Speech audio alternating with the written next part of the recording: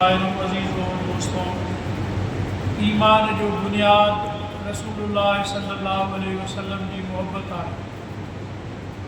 अल्लाह ताला सूरत तौबा जी हिन आयत में इरशाद फरमायो, ए महबूब सल्लल्लाहु अलैहि वसल्लम तू उन्हनि खे फरमाए, जेकॾहिं इनकान आबाउकुम तव्हांजा पीअर व अबनाउकुम तव्हांजा औलाद पुट व इख़वानुकुम ऐं तव्हांजा भाइर व अशीरतुकुम ऐं तव्हांजो कुटुंब कबीलो, इहे सभु तव्हांजूं घरवारियूं, तव्हांजो माल, तव्हांजी तिजारत, हर शइ, इहे शयूं जेकॾहिं तव्हांखे अलाह ऐं उन जे रसूल खां वधीक प्यारियूं आहिनि त पोइ तव्हां इंतज़ारु कयो, अलाह जे अज़ाब जो इंतज़ारु कयो।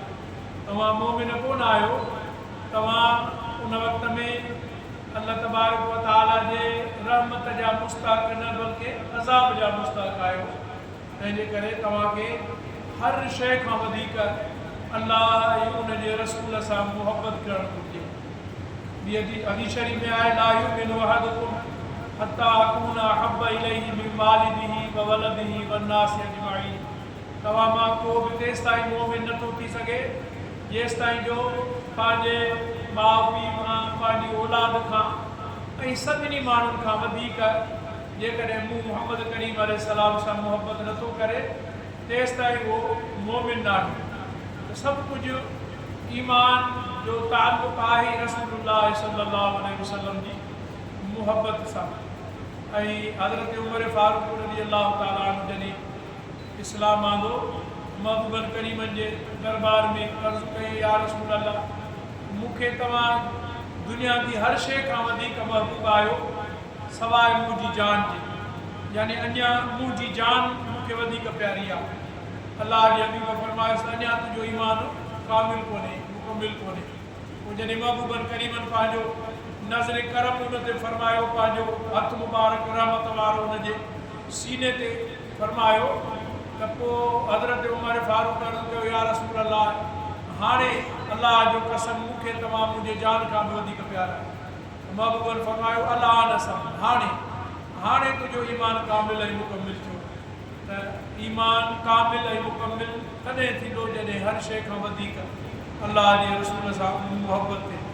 सहाबा इकराम उन जो नमूनो ऐं मिसाल बयानु करे ॾेखारियो त जान खां, औलाद खां, हर शइ खां वधीक कीअं मुहबत कबी आहे रसूलुल्लाह सां। हज़रत ज़ैद बिन दसना रज़ी अल्लाह अन्हु सहाबी हो, उनखे काफ़िरनि क़ैद में कयो ऐं ॾाढियूं उनखे सहूबतूं तकलीफ़ूं ॾिनऊं।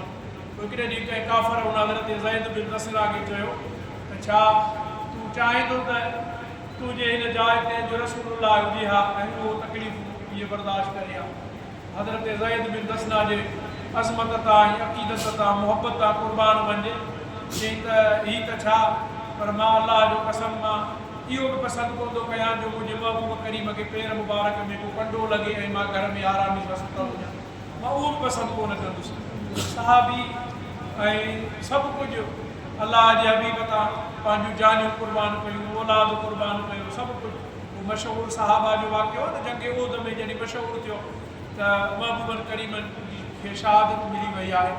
ऐं पोइ उन औरत मदीने खां निकिती ऐं उनजो पुटु, उनजो भाउ, उनजो औलाद, उनजो मुड़ुसु सभु उन जंग में शामिलु हुया, पर हुनखे ॿिए कंहिंजी बि परवाह कान हुई, सिर्फ़ु अलाह जे हबीब जी पुछा पई करे त मुंहिंजे महबूब जो छा आहे।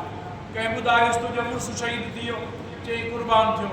कंहिं चयसि तुंहिंजो पुटु शहीद थी वियो, तुंहिंजो भाउ शहीद थी वियो, चई सभु क़ुर्बान मूंखे मुंहिंजे महबूब जे बारे में ॿुधायो त मुंहिंजे महबूब जो छा आहे। पोइ जॾहिं हुनखे ॿुधायो वियो त अलाह जे हबीब सही ऐं सलामत आहिनि, महबूबनि करीमनि खे अलाह सी ज़िंदगी बख़्शी आहे, त उन ते शुकुर बजा नहीं, चई मुंहिंजो सभु कुझु कुटुंब मुंहिंजे महबूब ते क़ुर्बान। इहा आहे मुहबत रसूल, सभु कुझु माना उन ते वारे छॾियो।